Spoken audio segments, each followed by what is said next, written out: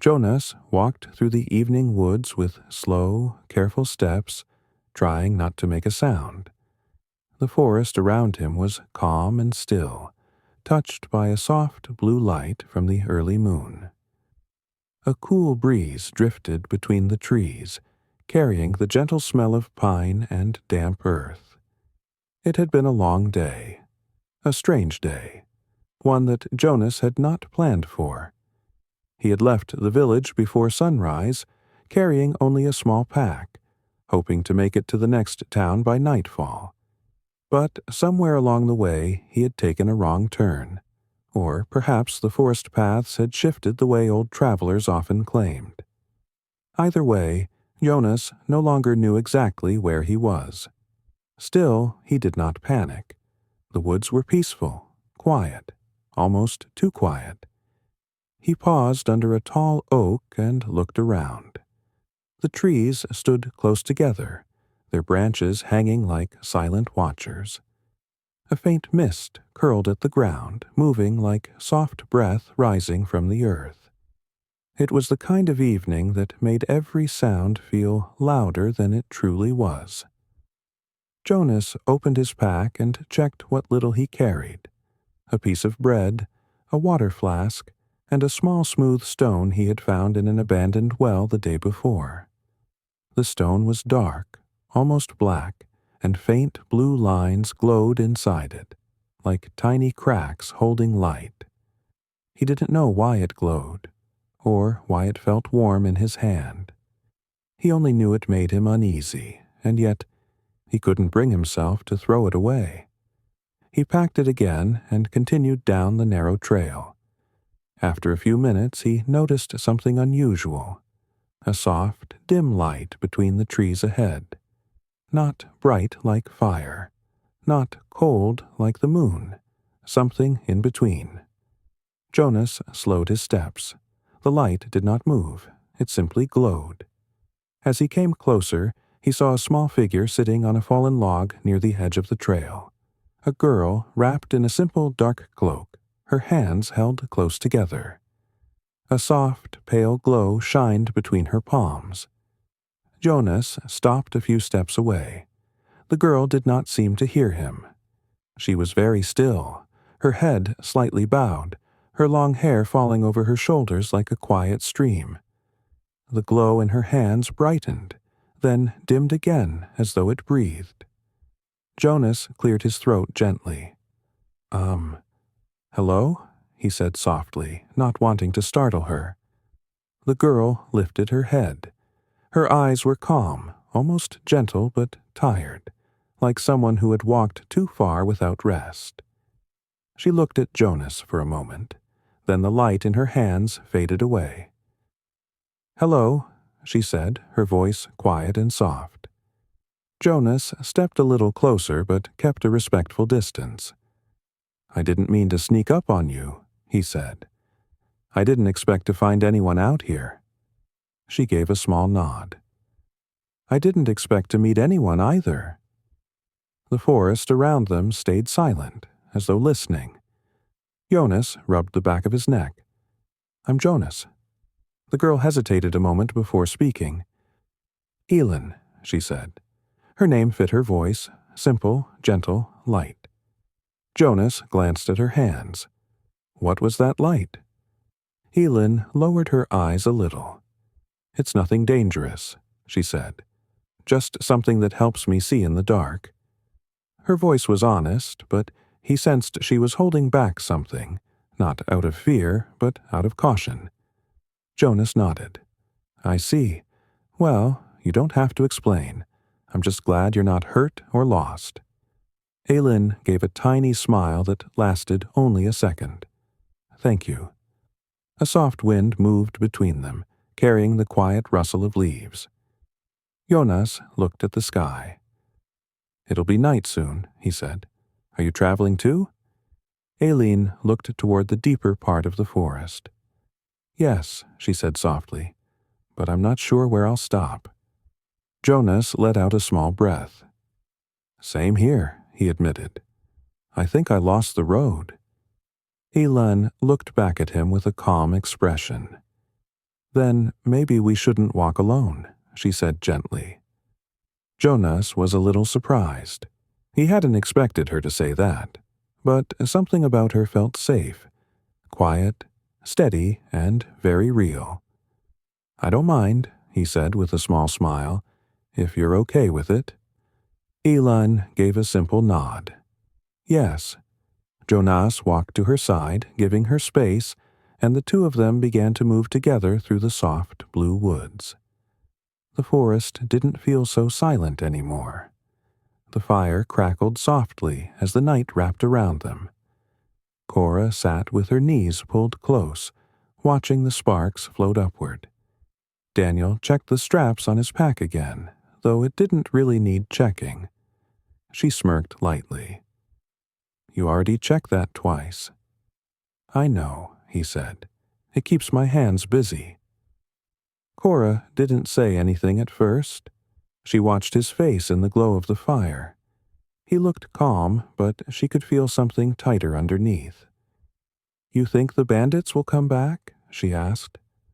Daniel shook his head. No. They're too scared someone stronger than them is nearby now. They won't risk it. Cora nodded slowly, brushing a strand of red hair behind her ear. Then, why are your hands shaking? He froze for half a second. Was he really shaking? He looked down at his fingers, just a small tremble, barely there. He sighed. It's not fear, he said quietly. It's what comes after. We don't know who sent them. Somebody knew your name. Cora's eyes fell to the ground. Someone has always known my name, she whispered. Daniel glanced at her. She rarely spoke about her past. He had seen many things in his life, but there was something hidden in her, something heavy she carried alone. You don't have to tell me, he said gently, but I'm here if you want to. Cora poked at the fire with a stick. When I was younger, I did something someone else was supposed to do. She paused. Someone important. Someone who wasn't ready. And because of that, people started looking for me. People who want to use me. People who want to stop me. Daniel watched her carefully. And the magic? It appeared before I knew how to control it. Her voice softened. I didn't want it. I still don't sometimes. Daniel didn't answer right away. He leaned back against a tree, letting the quiet settle. You don't have to be afraid of your magic with me, he said finally. It doesn't scare me. Cora lifted her eyes slowly, meeting his. You should be scared, she whispered. When I lose control, I burn things. Daniel's reply came without hesitation. Then I'll be the one to stop you from burning. She blinked, surprised. His voice wasn't loud, but it carried something steady, something that reached right into her. The fire popped suddenly, sending a bright spark into the air. Cora exhaled. You're strange, Daniel. Most people see magic and run. I've seen worse, he said simply. She shook her head, a small smile creeping onto her face despite everything. You're still strange. Daniel smirked. Maybe. A soft wind passed through the trees, carrying the smell of pine and cold earth. The night was quiet, unusually quiet. Daniel noticed it first. He stood quickly, hand drifting toward the knife at his belt. What is it? Cora whispered, rising to her feet. He didn't speak. He listened, every muscle in his body still, every sense sharpened. Then he saw them. Shadows moving between the trees. Not bandits, not animals. Something slower, something searching. Cora felt the air around her tighten. Her pulse quickened. Daniel, she whispered. I see them, he replied. Shapes stepped into the faint moonlight, tall figures in dark cloaks, faces hidden under deep hoods. 5. No, 6. Cora grabbed Daniel's arm. No, no, no, they shouldn't be here. They never come this far. Daniel kept his body angled in front of her. Who are they? Cora swallowed hard. They're called the Seekers. Daniel frowned. Never heard of them. You wouldn't. Her voice shook now. They only follow people with magic, and they never leave without taking what they came for. Daniel stepped forward, placing himself fully between her and the approaching figures. Then they're not taking you.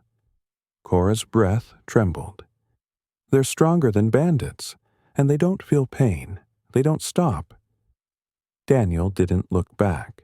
His voice was firm, low. Cora, stay behind me. One of the cloaked figures lifted a hand, long, thin fingers glowing faintly blue from inside the sleeve. Cora grabbed Daniel's shoulder. Don't let the light touch you. It steals strength. Daniel nodded once, tightening his grip on his knife. The lead seeker spoke, voice deep and calm. Cora, you know why we are here. Cora stepped back, fear shaking her chest. Daniel stepped forward. She's not going anywhere with you. The seeker tilted its head slowly, as though studying him. You cannot protect her. Daniel smirked, though his jaw was tight. Watch me. The forest went silent. The first seeker raised its glowing hand. Cora whispered sharply, Daniel, move. And then the light shot forward. Jonas felt his breath slow as he listened. The forest was quiet again. No guards, no dogs, no metal. Only the soft sound of leaves brushing against each other in the cold air. He let out a long breath. Ellen watched him, her hands still at her sides, calm but alert. You're safe now, she said quietly. Jonas lowered his head. I guess I owe you for that. I thought I was finished. Ellen did not reply right away. She kept looking toward the trees, almost like she could hear something far away. Her eyes were steady but tired, as if she carried a weight no one else could see. When she finally looked back at him, she spoke softly. You should not be out here alone, she said. Not with something like that. Her eyes flicked to the pouch at his belt. Jonas's hand moved protectively to it. You know what it is? No, she admitted. But I can feel what it does to the air. It changes things. Jonas frowned. All I know is someone important wants it. Important enough to kill me for it. Elin looked down for a moment, thinking. The fire's glow lit her face gently, and Jonas realized she looked younger than he first thought. Maybe only a little younger than him, but her eyes were older, much older.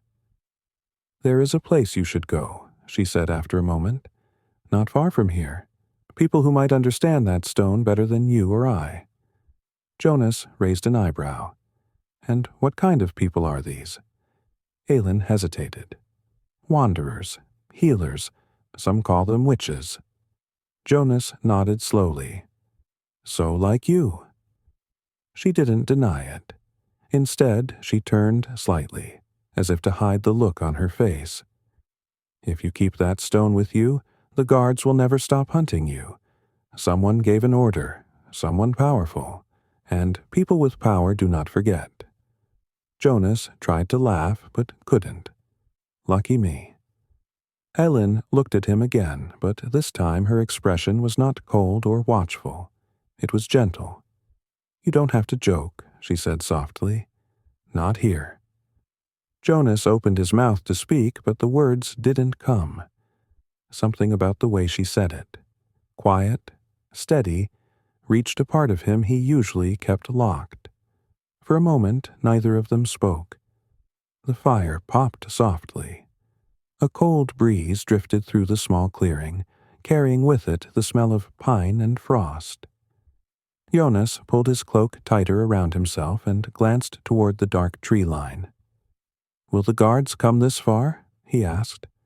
No, Elin replied. Not tonight. He nodded and sat down on a fallen log near the fire. Then I guess I'll try to sleep. You should, she said. Tomorrow will be a long day." Jonas lay down, using his arm as a pillow. The ground was cold, but the fire helped. He watched the sky through the branches, dark clouds drifting across the stars. His thoughts were a tangle. Who was she? Why had she helped him? And why did she seem afraid of the stone he carried? Before sleep pulled him away, he turned his head toward her. Aelin stood at the edge of the firelight, watching the forest like a quiet guardian. For the first time that day, Jonas felt safe. Jonas woke to the sound of rustling leaves. For a moment, he didn't know where he was. The cold ground, the trees, the faint smell of smoke. It all rushed back as his eyes opened fully. Aelin was already awake. She stood a few steps away, her cloak wrapped around her shoulders, looking toward the early morning mist that clung to the forest floor. Her hair was a little messy from the night, but she didn't seem to care. She looked peaceful in a way that didn't match the danger around them. Jonas pushed himself up, rubbing his eyes. "You didn't sleep?"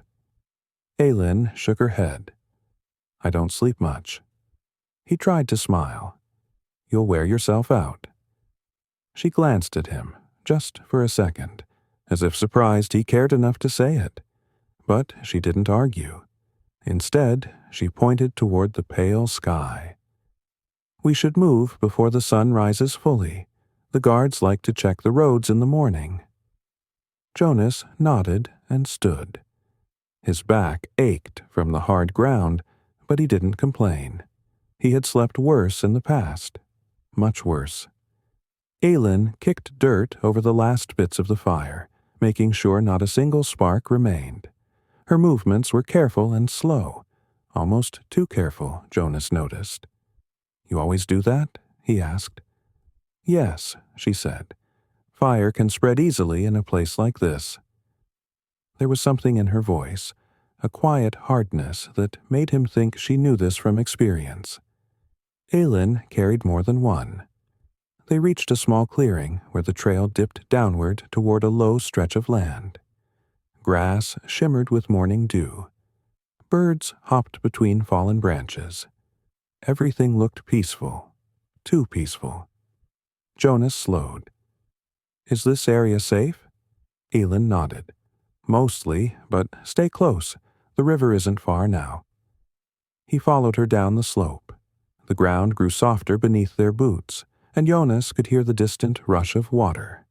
But something else caught his attention. A smell. Not strong, but sharp. Metallic. Wrong. Aelin suddenly lifted her hand. "Stop."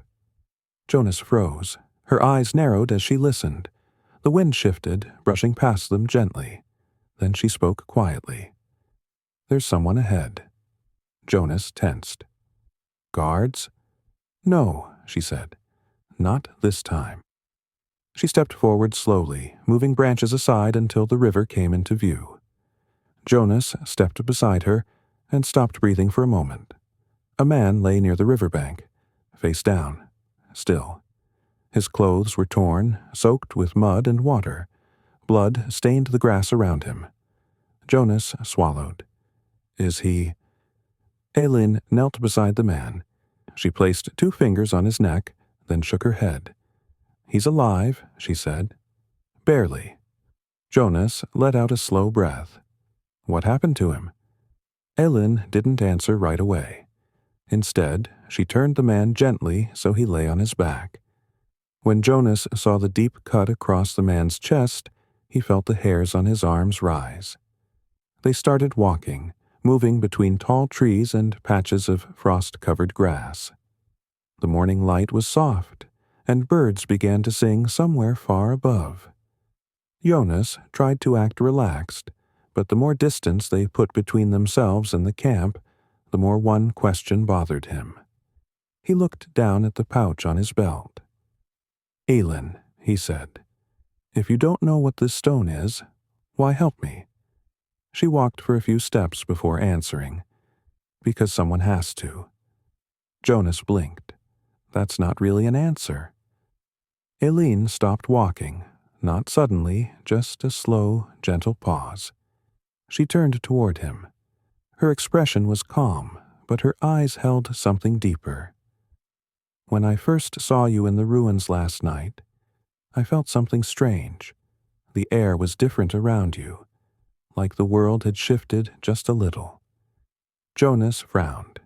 You mean because of the stone? Maybe, she said, or maybe it was you. He felt something in his chest tighten. He looked away quickly. I'm not special, he muttered. Elin started walking again, but she spoke softly as she passed him. You don't have to be special for someone to care. Jonas stood still for a moment, caught off guard. Then he jogged a few steps to catch up with her. They walked in silence for a while. Not an uncomfortable silence, just quiet. The kind that made the world feel bigger and calmer. After some time, Aelin spoke again. We should reach the bridge before noon. Once we cross it, we'll be out of the king's patrol routes. Jonas nodded. And after the bridge? There is a village, a safe one. People there don't ask questions. That sounds nice, Jonas said. Aelin gave a small nod. It is? As they continued through the forest, Jonas noticed something else. Aelin always stayed close to him.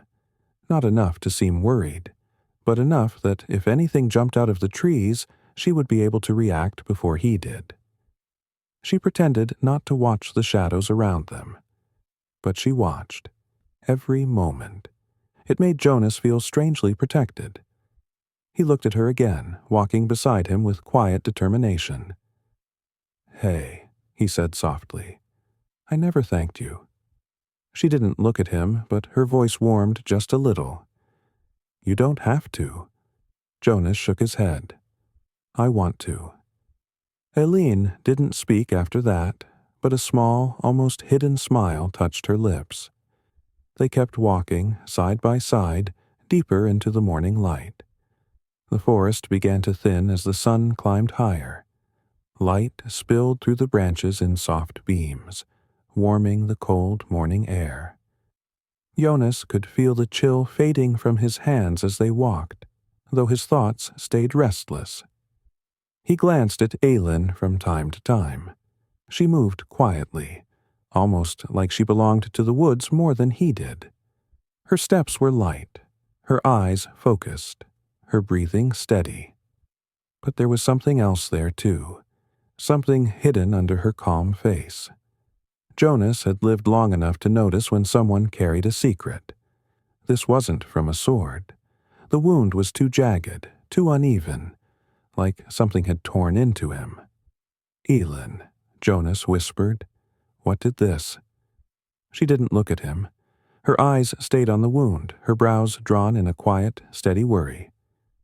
There's something in these woods, she said softly. Something that hunts at night. Jonas stepped back, heart pounding. And we slept out here? Yes, she said simply. But I kept the fire burning. Most creatures fear fire. Most? Jonas repeated. Aelin didn't answer. She held her hand above the man's wound. Her fingers trembled slightly, and a soft, pale light formed around her palm. Jonas stared. You're healing him? Aelin shook her head. No, I can't heal. I can only stop the pain. He watched as the man's breathing eased, his face relaxing from whatever nightmare he had been trapped in. Aelin lowered her hand. The light faded. We can't leave him here, she said. Something will finish what it started. Jonas ran a hand through his hair. Then what do we do? Carry him? We have to, she said. The village is still half a day away. If we get him there, he might live. Jonas sighed deeply but nodded. All right, help me lift him. They positioned themselves on either side of the man. Jonas slipped his arms under the man's shoulders, and Aelin took his legs. Together they lifted him slowly. Jonas exhaled sharply. He's heavier than he looks. Aileen's voice stayed calm. "We can manage." As they began walking again, Jonas felt the weight pull on his arms, his muscles strained. Eileen noticed. "You okay?" she asked gently. Jonas forced a small grin. "I'm not dropping him. Don't worry." For the first time since sunrise, Eileen looked a little amused. Just a little. They carried the man along the riverbank, moving steadily toward the bridge Eileen had spoken about. The trees grew thicker again, the air colder. But Jonas couldn't ignore the feeling crawling up the back of his neck, as if something in the forest was watching them, as if something followed. They kept moving along the river, careful not to slip on the damp ground. Jonas's arms burned from the weight of the injured man, but he didn't complain. He pushed through it, step by step. Ellen walked beside him, steady as ever, though Jonas could see the worry in her eyes now. She kept looking into the trees, listening, waiting. Jonas finally spoke between breaths. "You keep checking the woods. You think whatever hurt this man is still near?" Ellen didn't look at him. "Yes." Jonas swallowed. "And it hunts?" "Yes." "Wonderful," Jonas muttered. Ellen almost smiled at his tone, but the worry in her face didn't fade. They reached a narrow path that curved away from the river. The forest grew darker again, branches blocking the sunlight above. Ellen paused. "We'll take this way. The bridge is close." Jonas shifted his grip on the man. "Good, because if he gets any heavier, I'll—" A branch snapped somewhere behind them. Jonas froze. Ellen's head turned sharply toward the sound. For a long moment, the forest went completely still. No birds, no wind, nothing. Then another sound, soft, almost like breathing, came from deeper in the trees. Jonas whispered, "Ellen." She stepped in front of him without a word. Her stance changed, shoulders tense, eyes fixed on the shadows. The breathing sound grew louder, slow, heavy, not human. Jonas felt his chest grow tight. The hair on his arms rose again. "Ellen, we should move," he whispered. "We can't outrun it with him," she said softly. "Then what do we do?" She didn't answer at first. Her hand slowly lifted, palm open, ready for whatever might step out of those trees. The forest felt alive with danger.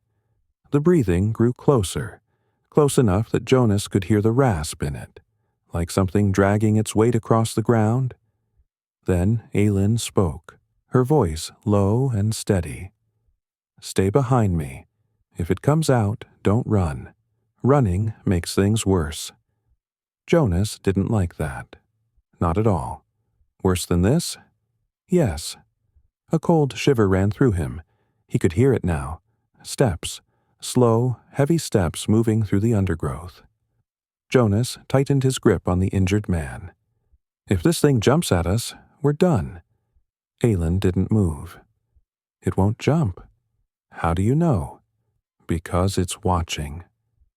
Jonas's heart pounded so hard he thought it might echo through the trees. Every shadow looked like teeth. Every branch looked like claws. The breathing stopped. Ellen whispered, "It knows we're here." Jonas's voice cracked. "Is that supposed to make me feel better?" She didn't reply. She kept watching the trees with calm, sharp focus. A long silence filled the woods. Then, finally, Ellen lowered her hand just a little. "It left," she said quietly. Jonas blinked. "How do you know?"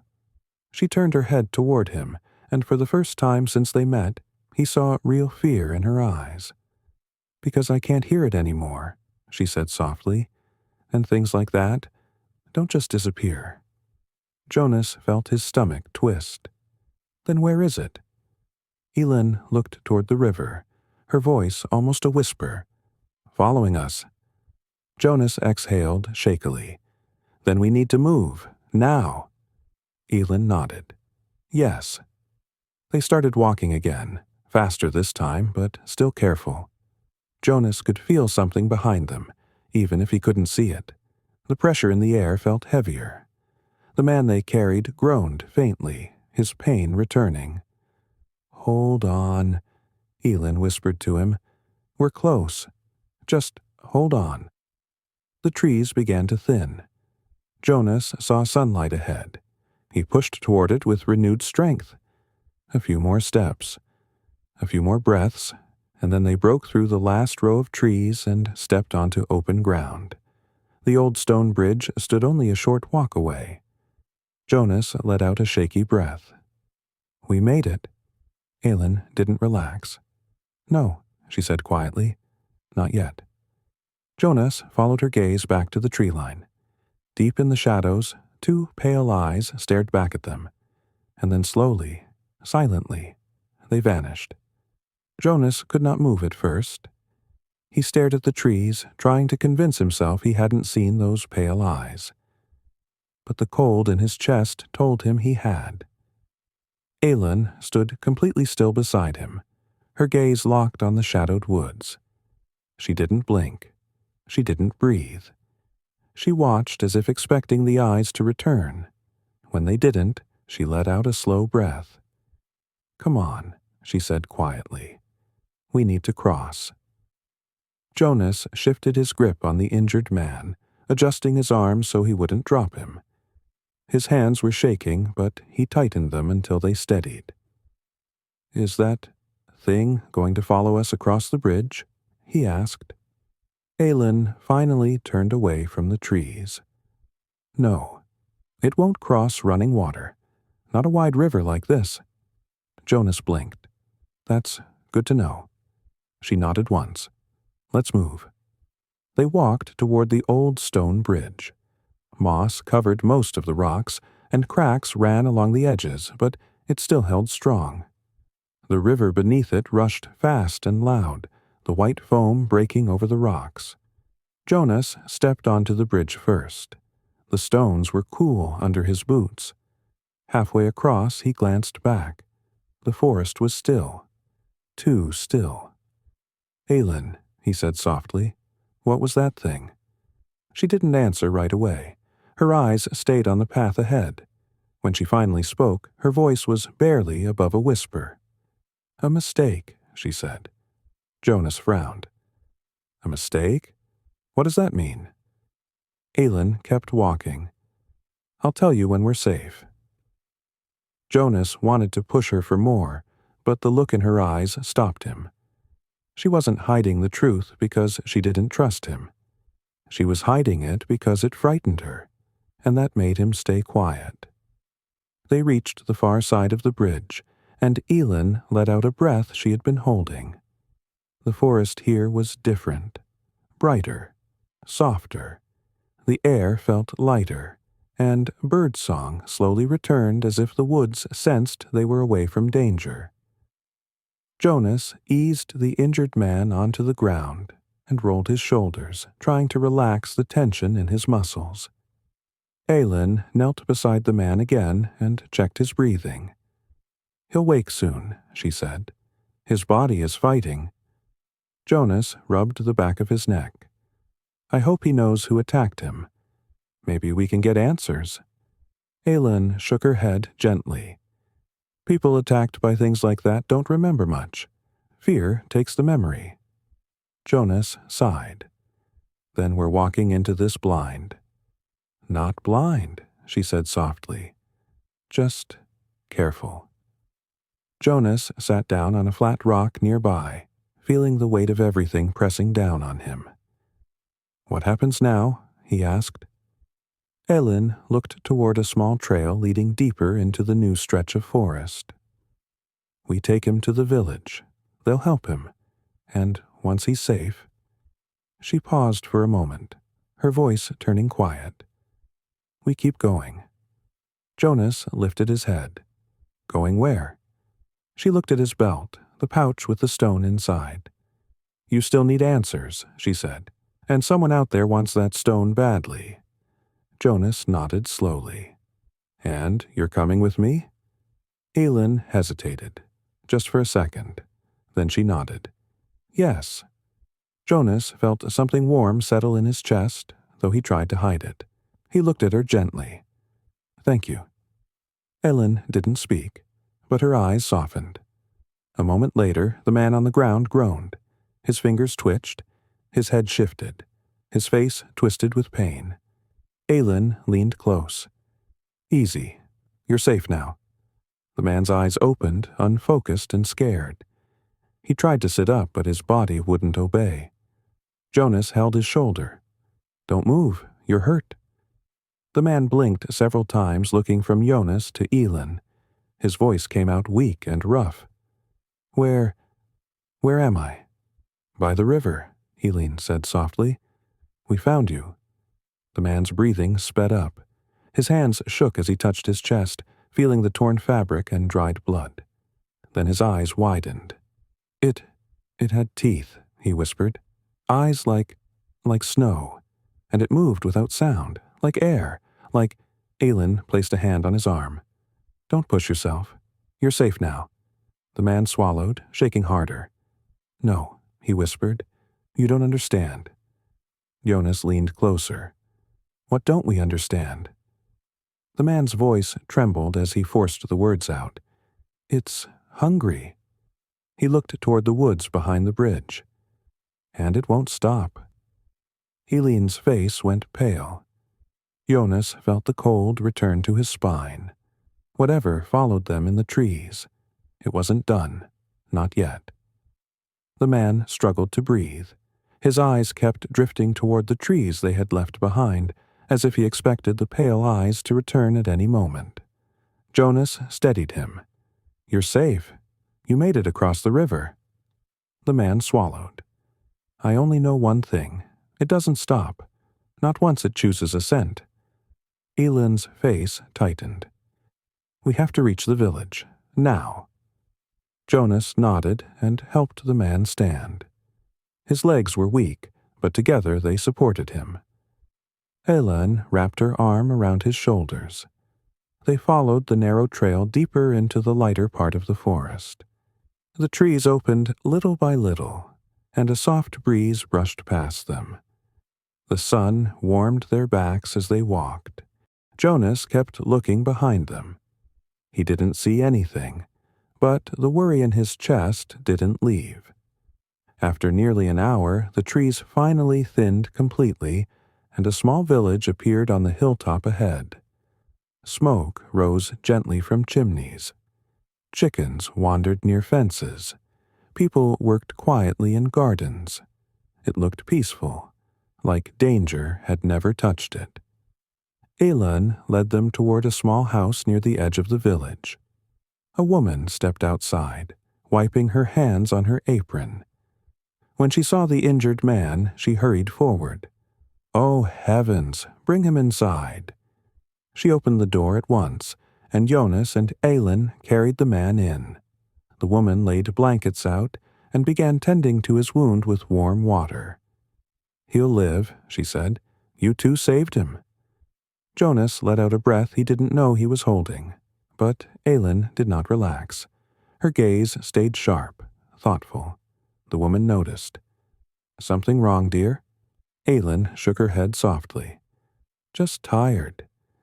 Jonas knew she wasn't telling the full truth, but he didn't press her. Not yet. When the man was settled, Jonas and Aelin stepped outside. The sun hung high now, lighting the quiet village with warm gold. Jonas crossed his arms.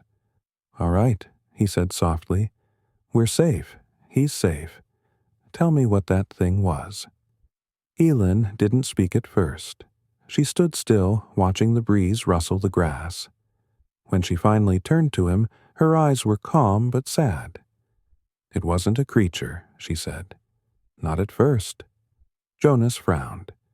What do you mean? Aelin looked toward the dark trees far behind them, the place they had escaped. A long time ago, she said softly, a man wandered too deep into those woods. He was lost, cold, desperate. He found something he shouldn't have found, a place where the world bends a little, and it changed him. Jonas listened quietly. Ellen continued, her voice low. Some people break when they're pushed beyond fear. Others turn into something worse. He became one of those. Jonas rubbed the back of his neck. Does it ever stop? No, Eileen said. It only follows. It watches. It waits. But it can't cross running water, so it won't touch this village. Jonas nodded slowly. So it's trapped in that part of the forest. Aylin looked at him with a soft, tired expression. Yes, and I hope it stays that way. The wind grew quieter. The village sounds felt peaceful again. Jonas let himself breathe. For now, we're safe, he said. Aylin nodded. Yes. They walked toward a wooden bench near a small garden. Jonas sat first, then Aylin sat beside him. Not close, but not far either. Jonas looked at her with a small smile. You didn't have to come all this way with me. Aylin's eyes softened. I know. Then, why did you? She paused. Her fingers brushed lightly over her cloak, almost as if she needed something to hold on to. Because you were running, she said quietly, and no one should run alone. Jonas felt something warm settle inside him. He looked at the pouch on his belt, the stone still hidden inside. There's still the matter of this, Helen nodded. Yes, but not today. Jonas leaned back, letting the sun warm his face. So, what happens now? Helen turned to him gently, her voice calm. Now, she said, you rest. He smiled. And after that. Helen looked toward the far road, the path leading away from the village into open fields and hills. After that, she said softly, we walk together. Jonas met her eyes. In her quiet gaze, he found something he didn't expect. Something steady. Something safe. Together, he said. Elin lowered her eyes, but a small, shy smile touched her lips. They sat in silence as the village carried on with its day. Birds sang. Children laughed. The wind hummed through the grass. The dark forest was far behind them. And ahead, a long road waited. A road they would follow side by side. Not as strangers, but as two people who survived the night and found something worth holding on